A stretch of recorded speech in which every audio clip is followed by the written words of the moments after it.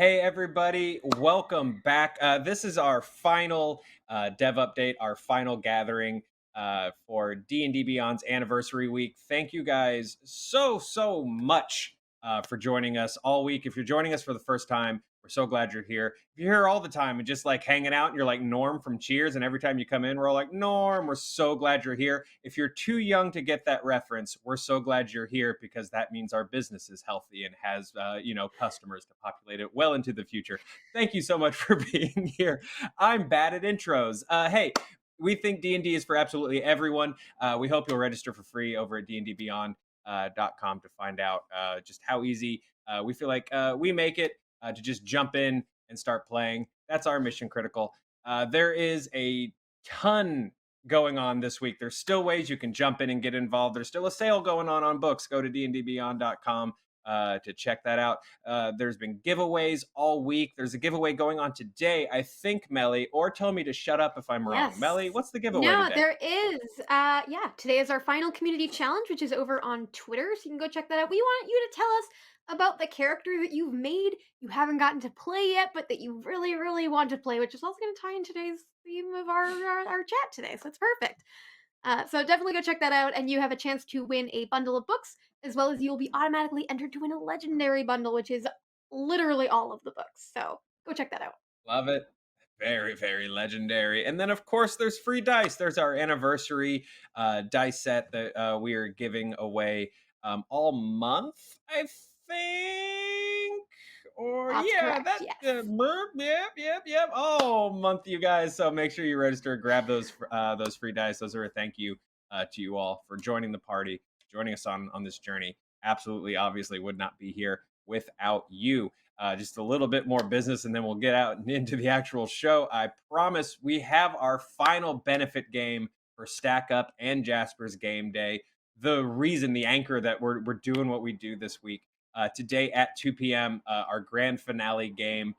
It's an Infernal Goose Chase, DM'd by the one and only Tawny DePass. Super excited to have her on. She was just on talking about DMing experiences and tips and tricks with Amy the other day. Super stoked to have her actually DMing and helming a game. She's being joined by an amazing cast: Michelle Nguyen Bradley, Sage Ryan, D'Angelo Murillo, Omega Jones, and Todd Stashwick, all joining that game.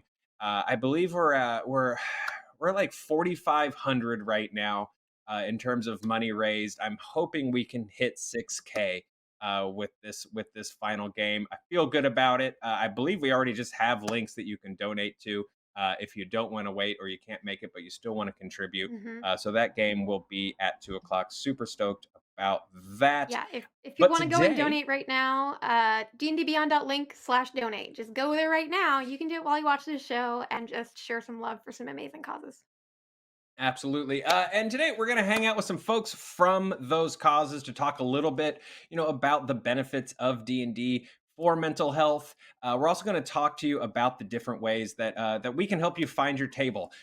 We see comments all the time, hey, that feature is cool. This thing is neat that you guys made. I don't have anybody to play this game with, and if I can reduce those comments by like 15%.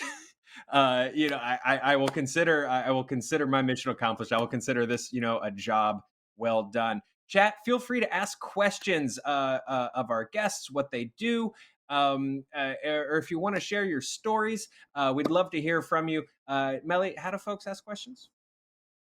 They can go ahead and ask a question in chat by putting the word question in front of whatever they want to write. No symbols in front of that word question, and then writing out their question or their story, and that will come in through our amazing monodrone over here that will source as many as we can today. Perfect. And let's get these two up here. You guys, old friend of the channel from Jasper's Game Day. You guys know Fenway Jones, but we're also joined today by a good friend of mine from an org that I love quite a bit. Stack Up, Steve Machuga from Stack Up, joining us. Hey y'all, welcome. Thank you so much for being here. Afternoon. Thanks for having us Hi. on, Joe. Yes, thank you so much. No, super happy to have you all. Fenway, we've had John before. We've talked about Jasper's a little bit, but for new folks that are joining us, new eyes, tell us a little bit about Jasper's and your role there. Absolutely. So I am the founder of Jasper's Game Day.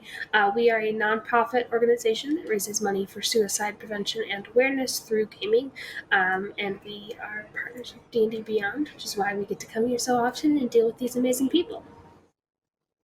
It's our privilege to have you. It honestly is. Steve, say Sure. hey. Tell Hey there. introduce yourself to the people and tell us a little bit about Stack Up. Captain Steve Machugi, U.S. Army. Once upon a time, Stack Up is a military charity. We support U.S. and allied veterans through shared love of gaming and geek culture. So, fighting that 22 suicide veterans a day through gaming and fun and community through games. Yeah. So, No, that's us. for me, a little bit of background. I came to this role via working at Screen Junkies and writing honest trailers. And Screen Junkies was so fortunate enough to partner with Stack Up and meeting up with the crew at cons and stuff like that. Those are some of my absolute favorite memories from Screen Junkies. And remember the times when we still went out in public and went to conventions. Was just having the Stack Up team come hang out with us at our panel and stuff like that. So when you guys got together, I was stoked. I was so excited to have those worlds collide. Would love a little insight into how that partnership kind of came about. Is that Sure. a weird You wanna question? take Is that this, too Fenway? inside baseball? I can take it. Yeah, we actually met at the American Association of Suicidology National Conference in Florida this year. And I believe we had interacted previously at the Denver National Conference as well. But this time we finally got in contact and decided to do something in the future. And this was actually much sooner than we were expecting. Yeah, she's got the right of it right there. We ran into them at the AAS, American Association of Suicide Conference, and that's kind of like a conference for I don't want to say eggheads, but I mean it's a very clinical conference. And then there's us, there's a bunch of gamer nerds, and we're like, we don't exactly fit in there. And then we saw the Jasper's Game Day, and it's like somebody who speaks our language, awesome. And we ran over and grabbed Fenway, and it's like, I know about you guys. All right, great, let's do this. And we hugged it out. It was awesome. It was really cool. Finally getting to meet them. We had heard about them from the games community for some time, and we never actually had done anything. So we planned on doing something, and then Joe came, roaring out of nowhere. And it's like, hey, we're doing something now. It's like, oh, I guess we're doing this. Cool. So it's been great. It's been a lot of fun. Well, that's the inside baseball of D&D Beyond. They say, hey, we're doing something. And we go, now? And they're like, yeah. And we go, oh, okay. Yeah. All right, let's do it. We'll make it happen. Ah.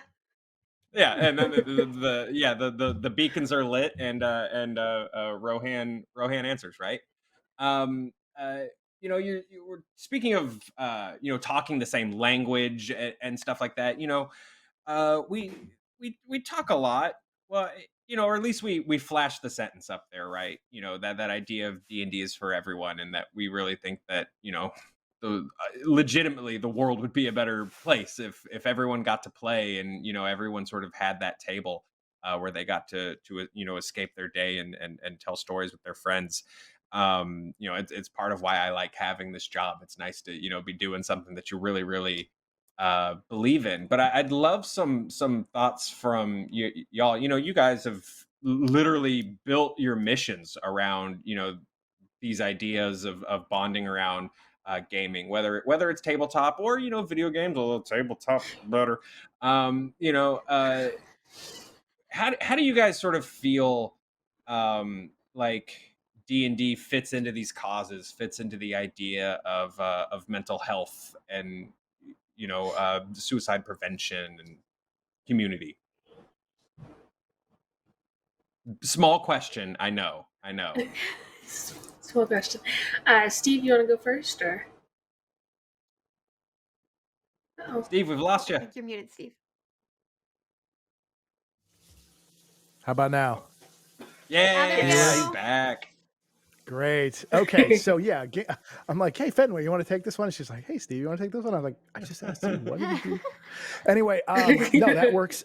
So yeah, obviously, tabletop gaming is a lot more. I mean, in an era of COVID, you can get around sitting around a table with a bunch of people, but there's just few things better than getting a bunch of your friends together around a table somewhere and interacting with one another. And it's such a great feeling, and it's so important for that feeling of community. Because I hate to keep bringing it back to suicide, but one of the key indicators for someone to take their own life is a lack of connectedness, a lack of feeling like you're a part of something bigger.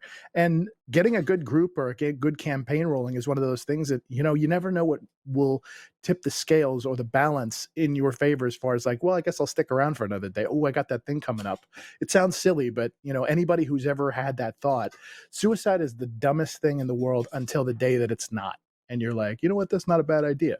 And I think a lot of us have been there in some way, shape, or form. And all it takes is a one disruption left or right, and you're right back to where you were at, or you're not. And it's important to have things like that to get you out of it. So No, I absolutely love that. Yeah, that idea of having those connections, and something as small as hey, I have this game that I play with my friends this week to kind of be able to look forward to, is Yeah. yeah, it could be a huge difference maker. Fenway. We had a Oh, sorry, Mellie. Go ahead. Oh, I was just gonna say we had we were kind of going over some of the anniversary stuff internally and just talking about some of the things that we see from our team and why we love doing what we do and why the devs love doing what they do. And we were just going over some of just the feedback that we get from users. And there was one that had sent us a story about their brother who was having mental health struggles during the pandemic. They were kind of just missed out on a lot of things and also just lost, their job and all these other horrible things that a lot of people have been experiencing during this pandemic, but they were able to get them into D&D during the pandemic. And just having those moments where they could get together and laugh and kind of remember that there's still all of these wonderful things to live for and to have hope for and to, hey, I've got D&D, like Steve said, next week.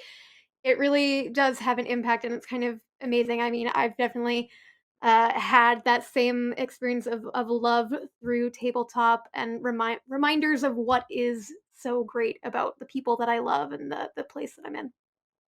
Hmm. And Fenway, obviously Jasper's is a little more D&D and RPG focused. I'd love to sort of get your thoughts around there. And I know the org and the mission and the origin are very um, intimately connected, sort of, to that idea. So I'd love your thoughts. Sure. So the reason that I started Jasper's was because I lost my gaming partner in crime to suicide, and I wanted to be able to use the thing that we had both loved to help people in the same situation. So that's why we decided to use gaming as the way to raise money and help the people who had lost someone or who were thinking of the same way out. Um, Hmm. and which I would like to talk about that for just a second. It's not Hmm. it's not the best way out. People call it that a lot, a way out, and it is, but it's not the best way, and it's not a good way. Um, but I mean, um, gaming has helped me personally with my mental health, and all of the people that I have talked to throughout my research in Jasper's and everybody who has been at events has said that they have also been impacted by the D&D world or the RPG world and their mental health. Yeah. And there's lots of different ways to play, right? And I think whether you're throwing yourself deeply into a character, or whether you guys just you and your friends just kind of want to clear out a dungeon once a week and have a few laughs, I think there's there's ways to get something out of all of those angles for your mental health. Steve, what kind of I guess sort of benefits have you guys seen for veterans around the table? I know that something that really surprised me was seeing at our local place. Shout out to Emerald Knights and the Perky Nerd and uh, uh, um, uh, uh, Geeky Tees in Burbank. But seeing like veteran groups playing Star Wars Armada and stuff like that, and um, really just like bringing their knowledge into those games, or tabletop games like Warhammer and stuff like that. But in terms of playing D&D, what kind of benefits have you guys sort of seen for veterans getting involved in those games? Oh, it's that level of, and I hate to keep bringing it back to suicide, but it's that level of disruption where Yeah, it's we're just here. like, Yeah. it's a good, I mean, it's just a good damn time. There's no getting around it. And if you're doing it right, of course. I mean, there are definitely tabletop games that get out of control and people yelling at each other.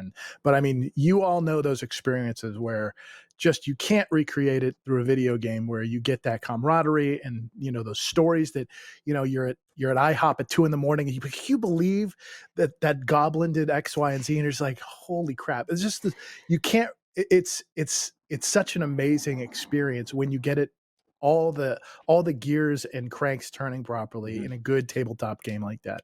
And when I was stationed out at Fort Lewis before and after we got back from Iraq, I spent so much time. There was a gaming split, a tabletop board gaming place that I would just hang out there, and a bunch of veterans like myself would play all kinds of tabletop games. It was just it was a magical time in my life, and I love being able to provide that for other people as well, and keep that as a part of our mission. And it's so great. I love it.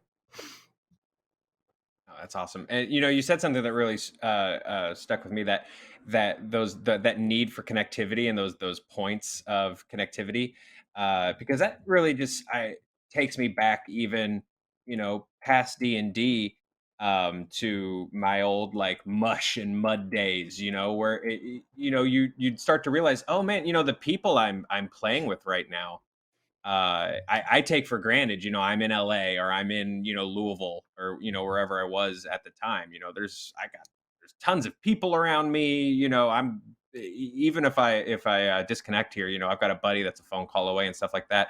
I was playing with people in the middle of nowhere in Alaska, and, or just in the Midwest that, if there is someone within 20 minutes, they're not somebody who's going to connect with them in this space, or or with these interests and stuff like that. And so yeah, that feeling of D&D being like just like an ultimate connector, especially in a time when COVID is making it hard to connect in those physically like that. I just think is so cool.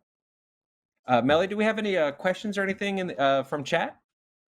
We do, and I think I'd like to start with, we got this from Aaron Lauren, also a cup of squids. Which hey, Fenway and Steve, where did you find your first D&D game? And I'm gonna throw it to Fenway first. Ooh. Well, so my dad started playing D&D when he was about 15, and he's been playing with the same group of people since then. And I was 11, and they were like, all right, she's old enough, we're going to bring her to the table. And so they finally decided I was old enough, specifically because of language content before, because I probably would have been old enough for actual D&D previously. But they brought me to the table, and it was a fantastic time. And yeah, he's still playing with them, and I play with them sometimes, and others as well. Oh wow, that's so cool. They've been playing the same group since they were 15. That's amazing. Yeah. That's crazy. I was just giggling listening to that story, like, oh, that's so cool. Like, just having your 11-year-old like, yeah, you could play. All right, let's do this. Oh, that's so neat. Now, myself, on the other hand, I am an ancient golden dragon. I'm probably old enough to be Fenway's dad at this point. So I was always it just made me laugh when I saw the question, how did you find your first D&D game? I was the one who was trying to run D&D games back in the day, and I was the one trying to get my friends to go, hey, you guys need to check this out. This is really cool. And they're like shoving me in lockers and stuff. And like, that's nerd. Before being a nerd, it was cool. But yeah, I have memories of 5th grade with the original red box of Dungeons and Dragons and making adventures and trying to get my friends to play with me and finally getting a crew of people to play it. But yeah, I had to, and much like today, everybody wants to play Dungeons and Dragons, and it's like, hey, there's a lot of work that goes into it. And they're like, oh, we don't want to do any of that. We want to just play the game. It's like, guys, come on. So Steve, yeah, you so can I do end that up stuff, having, right? Yeah. yeah. Well, that's the thing is, and I'm, I end up being the guy who has to do all this stuff, and then we get to play, and everybody has a great time except for the guy putting it on the fucking arm. So yeah, that's how I found my first D&D game, by grabbing my friends by the ear and going, "You guys need to check this out." Love it. Yeah, my first was love that so much. I found my brother had gone to college, and I was going through his stuff because I mean he probably wanted me to anyway, family heirlooms and stuff like that, and I found his red box and a set of just like lead adventure party miniatures. Lead, baby. The way the Lord Wow. intended figures to Ooh, be that made. reminds me, I still have one on my I think it's upstairs on my desk, but I have my one that I used from all the way back in the day, and I still carry it around. Oh man, yeah. Every now and then I just lick them for good luck and just but I My found this. I tongue's had numb. no idea. Yeah, this is weird. Why can I see myself? But had no idea really. I didn't really have anyone to play with. But so my first intro to D&D was just like making stuff up with those figures and the images from the book, the same way I would have with like my Transformers toys or anything like that. I think I had a Hero Quest board that I would throw them all onto, and yeah, my first D&D was just rules free sandbox where I was just like in my own head and Yeah. and making stuff up, and figured out later like that's why I roll dice. Okay, got it. Yeah, I have the age-old story of I was a satellite person to a group that really needed a cleric. Back in the days when older editions, you really needed a cleric, otherwise you couldn't really play the game. So my sister's boyfriend was running a game for them, my older sister, and they were like, "Would your little sister play the game?" And she was like, "Definitely."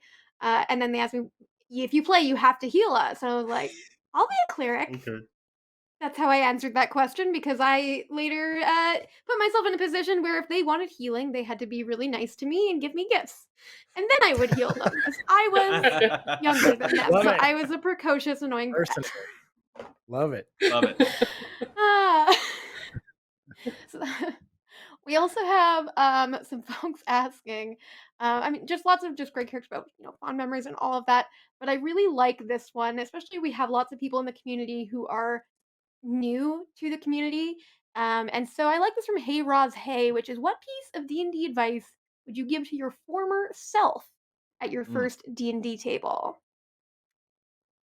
Oof. And I'm gonna throw it over to Steve, who looks like he's Of course you did, really 'cause I'm thinking looking about like, something. "Grr," I know that's a- you had the face. I was like, oh, I'm gonna make you just say it. What's on your mind? First D&D advice. I mean, be ready to improvise. I mean, your players are going to break everything you put in front of them. They're going to sleep with the first barmaid that they find and talk to the characters that you have no lines of dialogue and no, you need to go this way, and they go the opposite direction.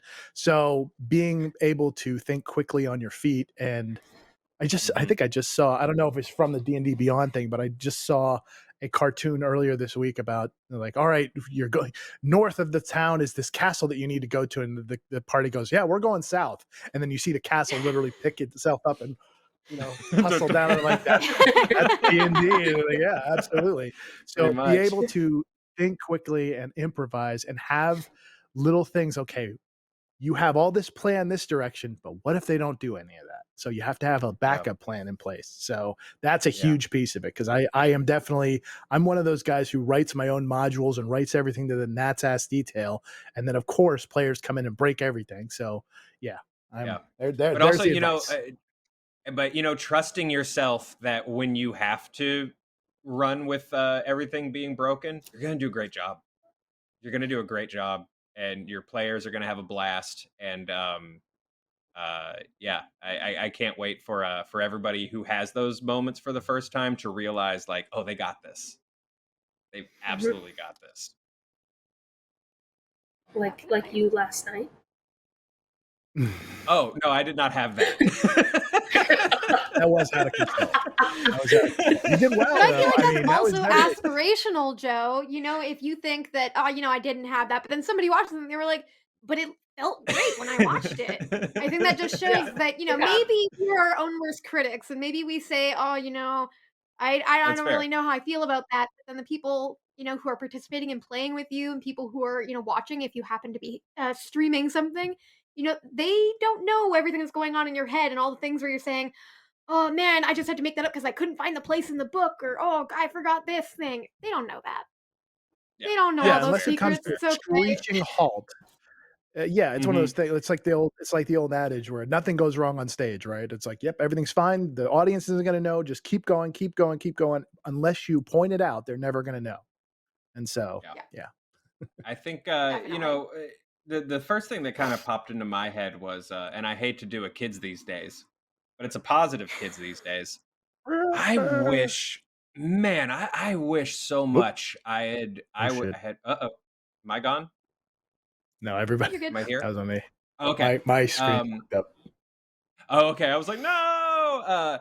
That's was I wish so much that I had just like the courage and the bravery to like what I like growing up.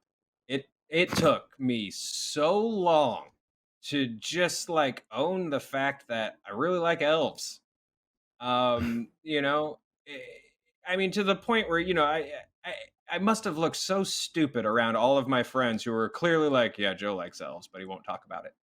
You know, and it took me until college to really even start having like my proper D&D games and stuff like that. I had one buddy that we would just sit around and make characters for like riffs and stuff like that, and that's kind of it. It just didn't never felt comfortable, right?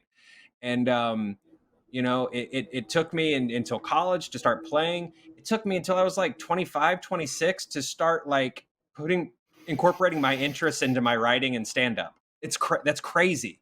It's crazy. And as once I've got comfortable, sky was the limit. I feel like night and day changed. And I And see that younger folks like on Twitter and stuff coming up, and they just own it. They own how much they love this stuff, and I'm so jealous in a way. it's And so I great. It's and amazing to see. yeah, That doesn't even touch oh on the rabbits either. I if you what? Okay. Oh, Joe likes elves and Joe likes Honey? rabbit folk, and that is what we Oh, need rabbit to folk. I know. was gonna say. Well, that's the thing is Um, Yeah. D&D has evolved so much that it's made it easier to kind of go let your freak flag fly, so to speak. Because I think back in the day, and I was like, yes, I was a human warrior. And, we were swinging swords, and now it's like I'm a bisexual lizard folk, and it's like, what in the world? It's because you have all these options. It's a kaleidoscope. You can do hmm anything and everything that people feel comfortable doing that now. Like, oh yeah, I yeah, want to play as an elf now, and that's not an elf is almost vanilla at this point. It's like just an elf, really? yeah. I mean, you What said if rabbit I folk, was and an I'm like, of octopus? course Yeah, there's rabbit folk. yeah. What if I Yeah, I was an think every octopus new paladin that's person in a warforged aquarium that walks itself? Like, yeah. Yeah, Exactly. every new person I introduce to D&D these days, they're flipping through, the player's handbook races, and they just skip past elf, dwarf, gnome, nope, tiefling. Yes, that one. This one That's that the one with the has just horns. Oh, I colorful like that one. skin, has Yeah. horns, it looks like it's got an attitude problem. That one, that's the one. And I'm like, correct. Yes. Good choice. What's the one with the horns? It looks like the sex workers from Star Wars. Yeah, we want to do that. It's like, okay, Yep. that's crazy. But I mean, that's just where we're at now.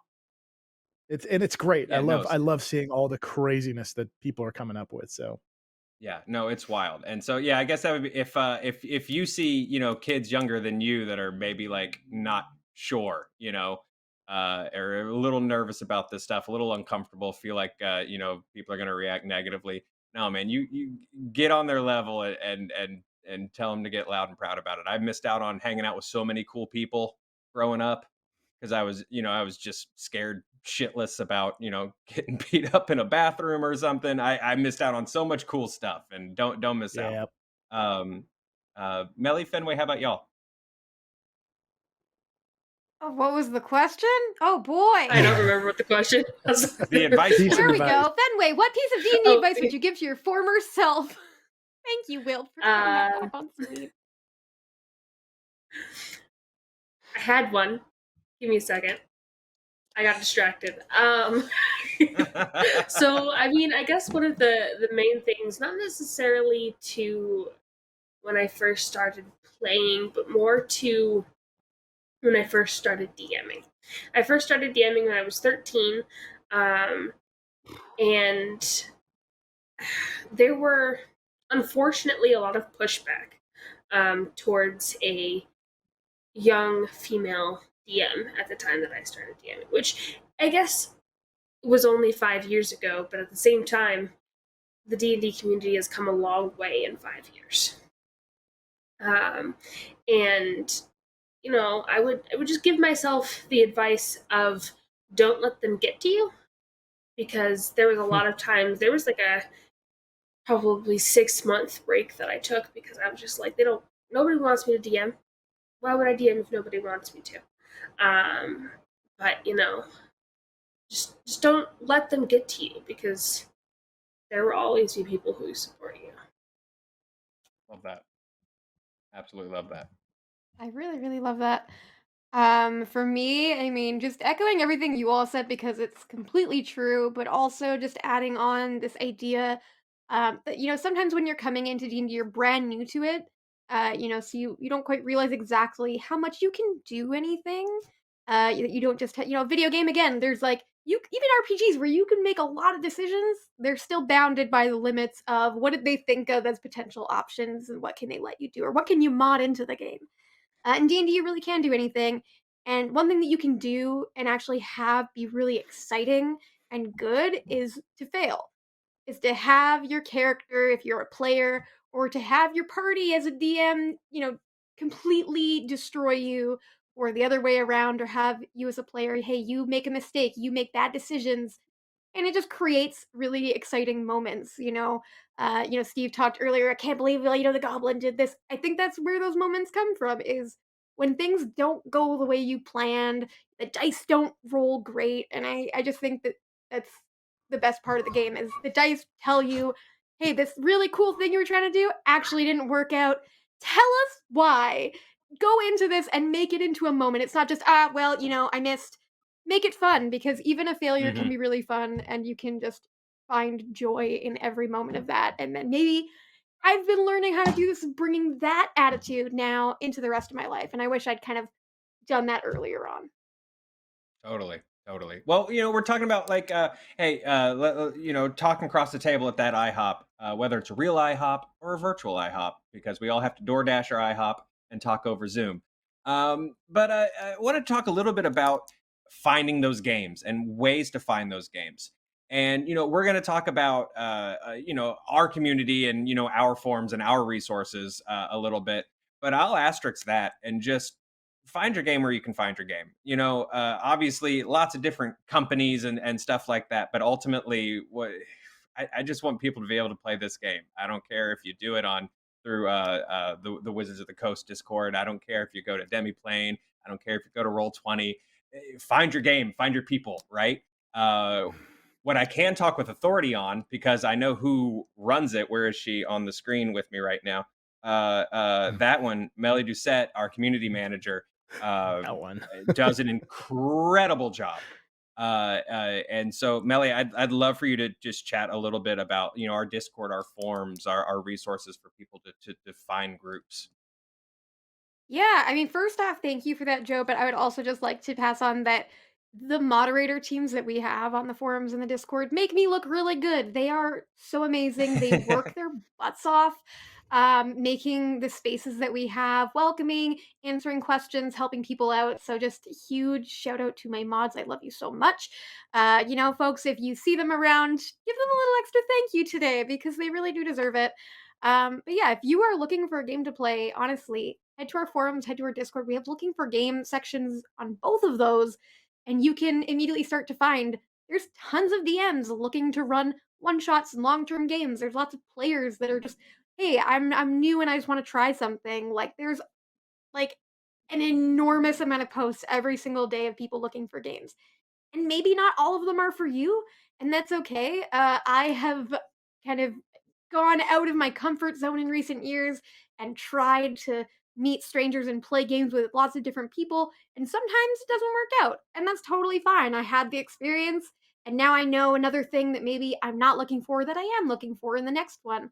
So just give it a try, try a one shot with some new people. Maybe you find, hey, two of these people from this group I clicked with so well, and we're gonna go. Now we're three people, and we're gonna go find another game to play in. So that Discord's a Mhm. great place because it also has the ability for you to ask questions about how to play, get help for how to even start building a character, or hey, this D&D Beyond thing, how does that even work? It is kind of just a hub of resources for you, and you Yeah. deserve to get to try the game, even if you have no idea where to start. I think that's the best Yeah, way. and I'll add to that. You're talking about sort of like, hey, maybe this group didn't work out, stuff like that. Not only do you deserve that experience and deserve to learn the game, but if that first group doesn't work out, if that second group doesn't work out, you deserve to keep looking. Like you deserve endless options and opportunities and tries. So give yourself those, please, please, please.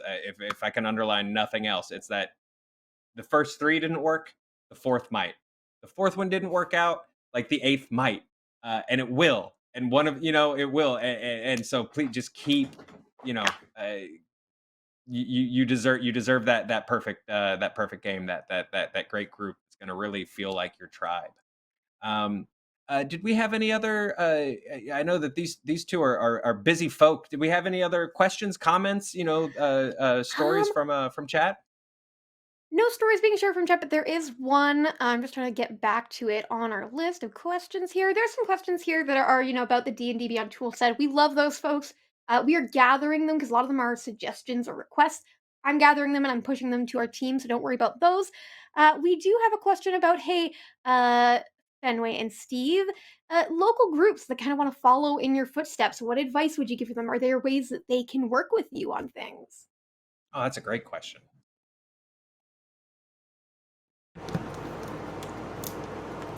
I can go first. I love how we're both like, If- you gonna Do go? it. I want to go. You want to go? You want to go? I want to go.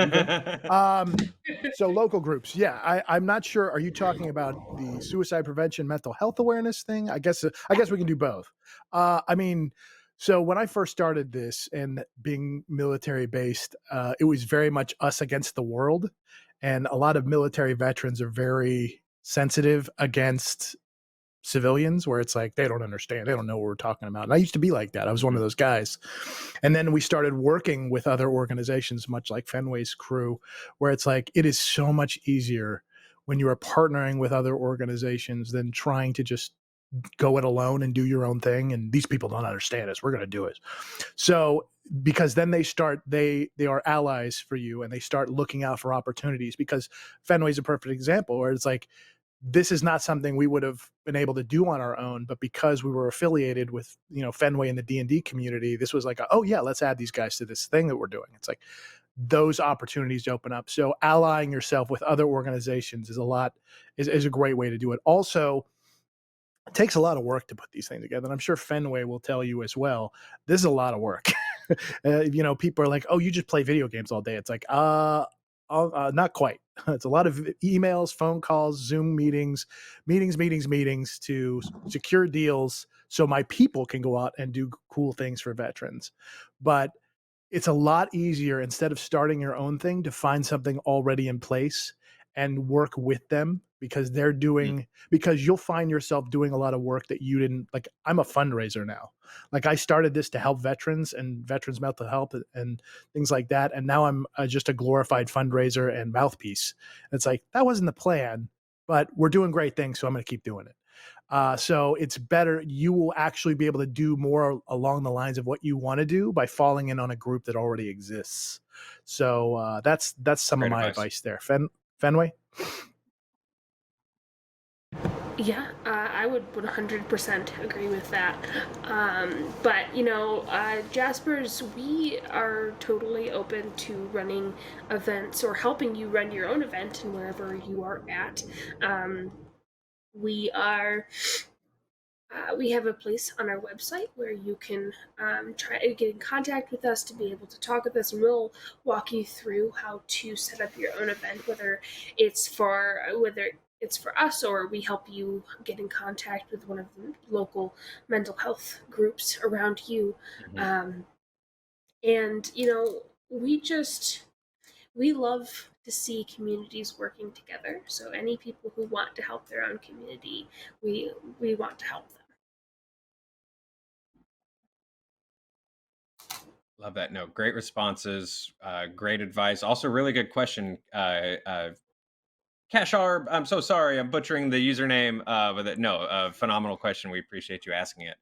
Um, Actually, Mhm. a uh, caveat on that, real quick. Should you yeah. decide that you want to walk down this treacherous path that we have, that Fenway and I have started, where you want to build your own thing, you've got a great idea and you want to do this, you can reach out to, I'm sure, either of us. I am more than happy to answer questions and save you all multiple years of whoops, I screwed that up, or I didn't know, or oh, we got to file that paperwork, or whoops, and happily, shortcut you along your way should you decide to do this. So just a heads Yeah, up. and Yeah. and thank you guys for that generosity too. Sorry, Fenway, I totally cut you off. Um, I was just going to say the same for me as well. Thank you. No, the delay makes roundtable chats interesting. And I guess to crystallize that even more, these two amazing resources, and I think you'll find in general, folks want to help, right? So don't feel weird, don't feel uncomfortable about asking for it, because I think ultimately, like, folks want to, if they can, and worst case, they might not know, they might pass you to somebody else, but always ask, always Yeah. ask. Yeah. It comes back to the community aspect, which is a part of D&D, but it's also just a part of the wider gaming community, the wider, support communities that I mean, there's a lot of things we can say about what the internet has given us or done to us as a society, but one of the best things is how it's connected us all and given us an ability to share our knowledge together and share stories and help one another. And just, yeah, ask, because there are so many people with so many interesting bits of knowledge that can really help all of us if we work together. Yeah. Yeah. Just want to be able to wrap up. To thank the two of you for partnering with us this week. It's honestly just such a privilege for us to have you guys and to be able to work to work with y'all. It really, really, truly is.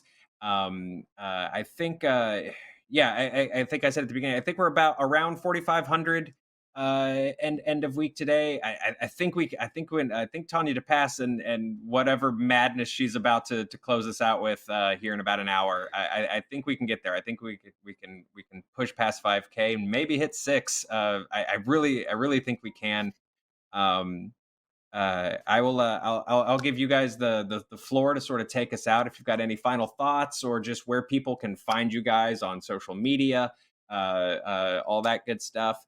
Steve. Yeah, and just to really quickly add on, another thing that you should include in that, because the chat has asked multiple times, and you need to be a part of the D&D Beyond family by answering what your favorite dinosaur is. So include that in your goodbyes. Oh my God, I'm so sorry. Yeah, final thoughts, and yeah, maybe the most important question that we have here at the Dev Update. Steve, where can people find Stack Up? Any closing thoughts, feelings, things you want to just talk about, and favorite dinosaur, please. Yeah, so stackup.org is the name of the website. Head on over there. We also have I am on Twitter and Twitch at Shanghai 6 is my Moobot just hit us up over there. But yeah, if you're interested in finding out more about what we do or helping out, we also have a 24/7 suicide prevention team through our Discord chat called Overwatch. If you are interested in volunteering, you don't have to have any training. We get you trained up for everything that you need to be successful, to talk to individuals who might need your help on a daily basis. Head on over there and fill out the form, sign up, and we'll get you squared away and to help actually get out there and help people in need.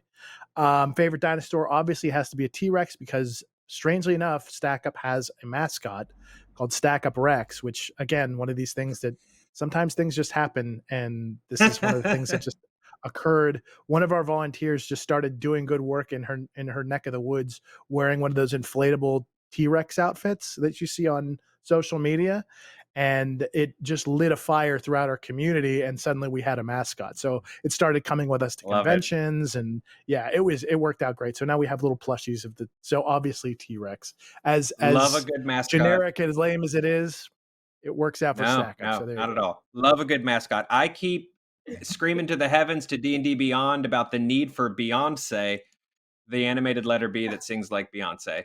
And there's a couple people up the ladder that seem to like the idea. It's just not catching. I don't know what to tell you. Fenway, final thoughts. Where can people find you? Favorite dinosaur?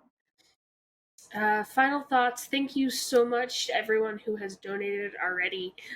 It means so much to both Steve and I and all of Jasper's and Stack Up. You all are doing great work and saving lives, so thank you for that. You can find me on Twitter at Fenway the Team DM or on all social medias at Jasper's Game Day. And my favorite dinosaur, well, technically it's not a dinosaur. It's a marine reptile, but it's a plesiosaur. And if I had to choose an actual dinosaur, it'd be an iguanodon. No, you don't. Plesiosaur is correct. You're the only other person who's been on this show who has picked correctly and picked the plesiosaur. I'll have to look that one up. You're the best, Fenway. We're now best friends forever. Please and thank you, Asaur. Thank you, Fenway Steve. Thank you so much for joining us. Thank you all for joining us so much. And for folks in the chat who are kind of like, just I have questions about the tool set and normal dev update stuff. We had 2 other anniversary dev updates in the week. We'll be back sort of next week with regular scheduled programming. Just really wanted to sort of take this time to talk about something that's really important to the org, and give it some spotlight, give it some shine. So thank you guys for being here, for participating, for asking questions, for helping us raise this money. And for, and if you don't have money, retweet the groups, talk about them on Facebook, whatever you can do. It's so appreciated. It's a weird time out there. Take care of yourselves, take care of each other, be kind, find your table, and we'll see you guys in about an hour with Tanya to Pass with the Infernal Goose Chase. So we'll see you guys then. Thanks so much.